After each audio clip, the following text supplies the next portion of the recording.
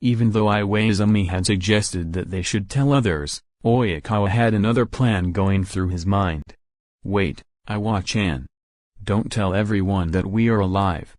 Just tell Sakasa, Tsukishima and Obio-chan. I have a plan in my mind. Iwaizumi raised one of his eyebrows, though the confusion was clearly seen in his eyes. What are you planning? For some reason Atsumu and Hinata had already caught on to what he was planning, it seems. Oyakawa-san, are you planning what I think you are? I feel like I also know what he is planning. Wait, you both know what plan Oyakawa is thinking about without even telling any one of us. Just put it that it is due to our mutation. So can you at least tell us what you are planning? Oyakawa smirked, his eyes shining brightly, causing Osamu, Iwaizumi and Yamaguchi to start shivering for unknown reasons. They felt like the new managers were going to have a hard time from today onwards. Well, what would be more interesting than making them think that they are getting haunted by our ghost who wants revenge from them for killing us and trying to take our lovers away from us? Exactly, we will start haunting those three until they spill the truth in front of you guys themselves. I am sure others would come up with a good punishment then. We can also reveal ourselves when that happens. Iwaizumi, Osamu and Yamaguchi started grinning at the idea. I mean, in a world where the zombie apocalypse had become a real thing along with mutation, then making everyone believe ghosts are real as well wouldn't be that hard. Wait, but how are you going to do it, without revealing yourself? How else will you bring us back to our friends in our female form? You won't tell Tsukishima, Kageyama and Sakasa-san until we are alone with them to explain this situation. I like that idea. Right now calling them and talking to them would not be a good idea. I mean, anyone can hear, and it would be bad if one of those girls are around them or overhear that these three are alive. Exactly. If they find out that we are alive, then they would start causing us trouble. I don't want to deal with their bullshit. Iwaizumi hummed, understanding very well. He couldn't really blame them for that. For 1 year they had to deal with lots of things, from waking up with mutation and having lots of different powers to learning to control them and all. Just then a ringing could be heard, making Oyakawa, Hinata and Atsumu confused. Since the start of the zombie apocalypse, calling or messaging had become impossible. Iwaizumi pulled out his phone and looked at the screen. It's a video call from Kenma. You three change into your girl's form. The three were confused but did as they were told. They were surrounded by a glow and soon changed into their female form. As soon as they changed, Iwaizumi accepted the video call to see Kenma and all of their friends standing behind him. Atsumu looked at his twin and whispered in confusion. Samu, how is Kenma able to video call? Since the start of the zombie apocalypse, calling and messaging has become impossible. Thanks to Kenma, we were able to call each other even after the network was gone. Oyakawa and Hinata heard it clearly and were amazed by Kenma's skill. They all went silent as everyone listened to Iwaizumi talking. Thank God you guys are alive. The GPS showed that you were surrounded by zombies, and then suddenly it showed you three disappearing from the middle of them too far away from them in a few seconds. Yeah, when we arrived the first thing we found out was you three being surrounded by zombies. Kenma told us, and we were worried about you all. Are you guys alright? Where are you and what happened? And where are Osamu and Yamaguchi? Osamu and Yamaguchi walked and stood next to Iwaizumi. He shifted his phone to show Osamu and Yamaguchi. Atsumu could hear the relief going through their friends as a loud sigh left their mouth. Then he heard a familiar voice speaking, someone Atsumu had missed a lot. So, what happened, babe? Kenma told us your location shifted in a few seconds from the middle of the horde of zombies around you all. Some told of a random building. Well, we were rescued by someone while we were surrounded by zombies. Rescued? Who rescued you and how did they do that? No one can travel so fast that your location would shift in seconds. Well, it might be possible though. What do you mean? Oyakawa, Hinata and Atsumu glanced at each other and nodded their heads. Shift the camera to us. They will understand much better. You sure? raising his eyebrows. All of their friends in the video call were confused to hear a girl's voice. Sakasa, babe, who is that? Wait a minute, let us shift the camera. The camera shifted as Kenma and others saw three girls standing. And the place they were standing was clear to them from how high it looked from the camera. Who are they? And are you guys on top of some building balcony or something? Because FR the background it looks like you are too high? Yeah, Kageyama is right. What the fuck is going on? And how did these girls rescue you? Well, starting from who we are, I am Hina.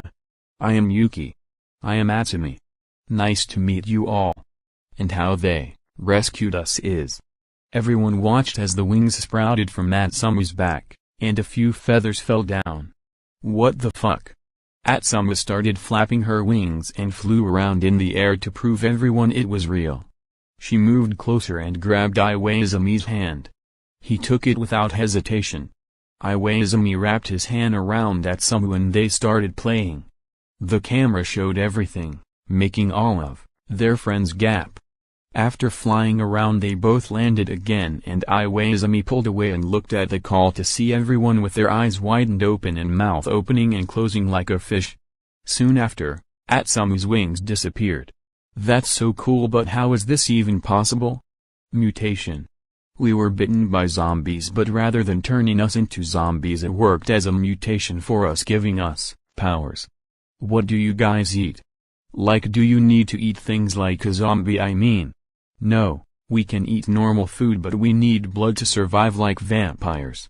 We need to drink blood every day, only once though. Since we changed, the only blood we have taken is from each other and no one else. Iwaizumi, Osamu and Yamaguchi were shocked hearing this. Wow. I really need to test your blood. Maybe we could find some cure as well. Well, I planned on bringing them back with us. What do you guys think? I don't mind having them with us. They could help us with collecting food and all. With their power it would be a great help to us. Seriously, but they are random girls, how do we know they won't harm us? Oikawa let out a growl that turned red. You bitch, can't you try keeping your mouth shut? And now we have to find a way to calm her down. All three of us went through many things in this 1 year. And one of the facts is we still are not used to our vampire side. Your words literally triggered her. And how to calm her down? Blood. She needs blood, but what? Well, we are triggered or our vampire side feels threatened and our vampire side takes over. It's hard to calm down. When it first happened, we didn't know how to calm her down. We thought making her drink our blood would calm her down, but it only got worse as her vampire side, though we were injured from smelling our blood. Eventually we had to fight with her until she knew we were safe and nothing was wrong with us. Right now our blood can't calm her down, it will only make it much worse. She will think that girl injured us and want to go after her. Even if she is away from her, she will be like an enemy to her in this condition. As soon as they heard this, Atsumi could hear others shouting at Emiko for doing something like this. She heard Kiyaki and Hotaru trying to take Emiko's side. Iwaizumi didn't like seeing Oikawa like this. He saw her phasing around, her eyes bright red, and growling. He wanted to help her. Iwaizumi, would my blood calm her down? Everyone became silent as they tried to register what Iwaizumi had told them. Sakasa was shocked to hear that he didn't know why Iwaizumi would suggest something like this. But something was telling that he would find that out soon enough. What? Atsumi looked at Iwaizumi as if to see he really meant that. I think that can help her. If it's someone other than us two, feeding her it might calm her down. Though you might need to act a bit submissive around her. Make her know that you mean no harm to her. Osamu, hold this. Osamu took the phone as everyone watched quietly. They wanted as Oikawa phased around growling. How do I do this? Slowly walk towards her. Make sure your hands are somewhere she can see. Iwaizumi followed Atsumi's instructions. Oikawa growled at feeling someone coming towards her and turned to look at Iwaizumi and growled loudly. Stop and bare your neck. Don't do anything else. Iwaizumi paused hearing her and it somehow made Oikawa stop growling. Yuki. Oikawa stopped growling. Atsumu walked towards Iwaizumi, her nails sharp. Iwaizumi, I am going to cut your neck a little for the blood to come out so that she can drink. Iwaizumi, okay, sure. Atsumu made a small cut on his making Iwaizumi to hiss a little.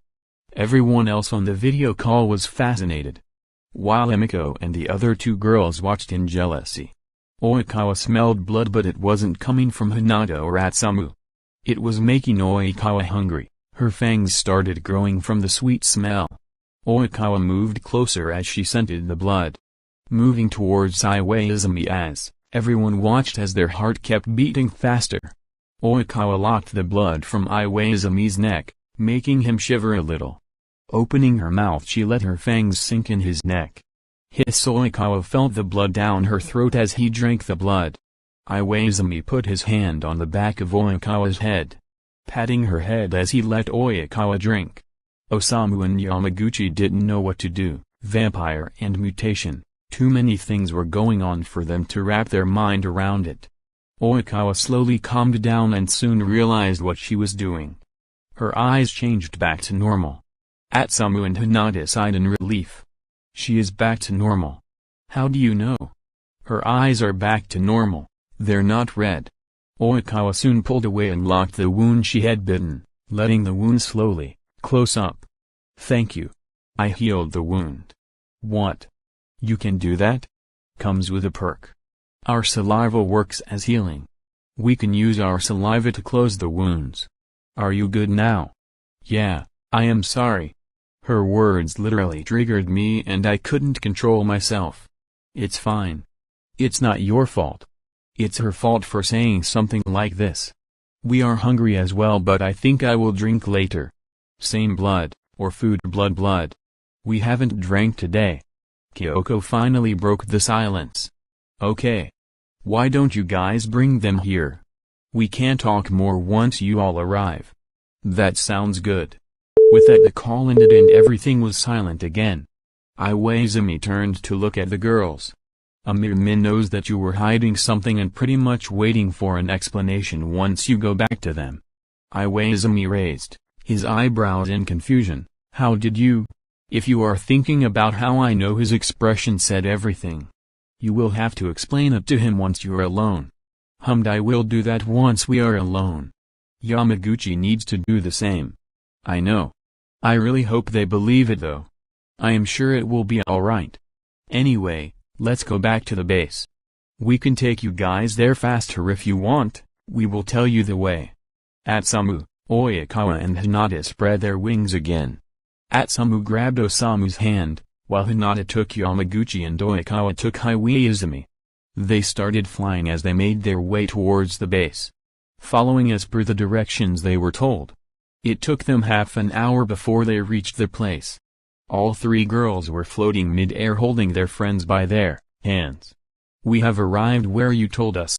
But where do we need to land? Hinata, it's that big mansion you see below. Hinata looked down and saw a big mansion a few meters away from them. What is this place, Samu? This is so big, and what about the people who own this? We found this place months after we left you when we were looking for a place and came across that one. Only 2 people lived there, but they were turned into zombies and possibly ran away to attack others. When we arrived, no other than the 2 zombies was found. After that, all of us worked hard and made a fence strong enough to stop the zombie from entering the house so that we could relax at night without worrying. Also, Samu, you will need to call me by my name. If you call me Samu, then others will get suspicious. Pouch, but I have always called you Samu. I know, but you don't want others to find out before you get revenge on them, right? Yeah. Osamu notices that his twin is still pouting and can't help but think how cute his twin looks right now. He felt protectiveness wash over to protect his twin brother, sister. How about you only call me Samu when we are alone? How about that? Okay. I will try to call you Samu, but I can't promise that if I accidentally slip, one of you will have to help me cover up. We will help you, Atsumu-san. Don't worry about it. Atsumu hummed and they started flying towards the mansion. As they got closer they saw all of their friends waiting for them outside the door. They are waiting for us. How did they even know we had arrived? Kenma. Kenma. Kenma.